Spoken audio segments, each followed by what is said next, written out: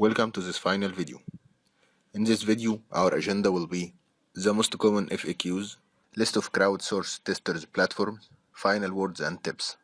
Okay, let's start with the FAQs. Those are the common questions that are being asked when anyone starts to work from home. Also, if you have other questions, you can share it in the discussion, and I will be more happy to support. Okay, how my work is being evaluated. At Utest or BugFinders, you add a new defect or you add a new test case. So when you add a test case, predefined or exploratory, or a defect, it will be reviewed by Utest or BugFinders or the client. Then he will approve it or reject it or ask you for some info. If he approved it, so that means you will get paid the specific amount for that defect that is agreed upon and communicated in the cycle overview before you accept the cycle. If it's rejected and you still have doubts that this is a real defect or that test case should be accepted, you can dispute and clarify that with whatever message you say or files you think it should support your case. In the first cycles, most of new testers will not find any issues. In this case, you should not leave the cycle. You should stay and check other testers' defects.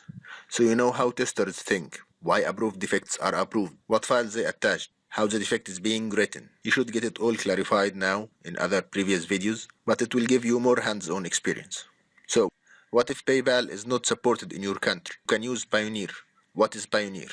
Payoneer is a debit MasterCard that you can use anywhere in the world. They just send the card for you and you activate it on their site. The card costs $10. Those $10 you will not pay. They will be deducted from your first payments at Utest or BugFinders. So mainly you will not pay anything. You will pay them from your work. So you must have at least $10 of approved payments or approved defects payments. So there is a question, why should I check for the payment methods before accepting to work for any platform? Because if you don't have access to PayPal, most of them use PayPal. If you don't have access to PayPal and if they don't support Payoneer, so you are lost. My country, for example, PayPal was not supported in my country, and BugFinders in his old days was not supporting Payoneer, so I couldn't get my money. But this is solved now. They now support Payoneer. So in any platform, before doing any work, before even subscribing, you should check what payment methods they support. What if I'm still young to get a Payoneer card? Payoneer asks you for your identity, so you have to provide them with valid passport or national ID. Anyway, you can provide any of your relatives' ID. That won't stuck there. Or even if you and your friend or another one is using or have a Payoneer card, you can link your account to another Payoneer card. Okay, what if I am not good in English? You have to be. First of all, you will check anything communicated to you through any platform on Google Translate. But English is a must here because everything is communicated in English. What if I didn't get invitation to cycles? You can always contact them. You can contact them through the support page. If there is any issue, they will tell you. And both have a lot of cycles. I'm even declining a lot because I don't have time. What to do in case if I faced any issue? First of all, you have to check their documentation, their FAQs, their help pages, their forums before you ask. Almost any issue you will face, someone else faced it and it's solved and it's communicated. So you have to read carefully and read a lot. What if I'm good at all of that and I want more dollars?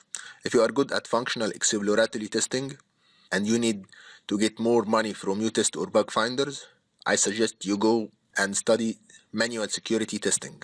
Bugs for the security testing have more than triple the payments of the functional. So my recommendation to master the functional testing first, then go for the security. Another question is there is any companies needs home testers other than Utest and BugFinders? Yes, I added a list of other platforms. I didn't check them all.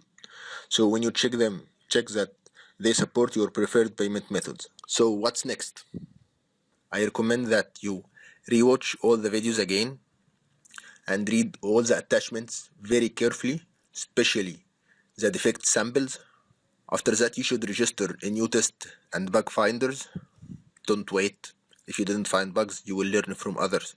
Also, I will attach to this video some test cases or checks that you can check on mobile devices or tablets. This will give you an idea about how to check what kind of issues that you can find on mobile because mobile testing is somehow new.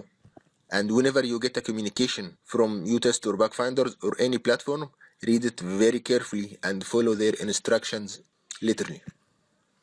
Also, you need to again start early, be honest. Utest have in each cycle a chat room for this cycle. Use this.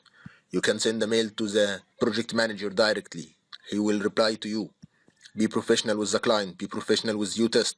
Also, another tip that environment doesn't have to be yours. You don't have to own them. You just need to have access to them. Whatever environment you can access, you add it to the platform. And whenever they send you invitation and you still can access this environment, you accept the invitation. If you cannot access, decline the invitation. Don't leave it like that. Either accept or decline. Okay, good luck to you. I wish you the best. Thank you for watching.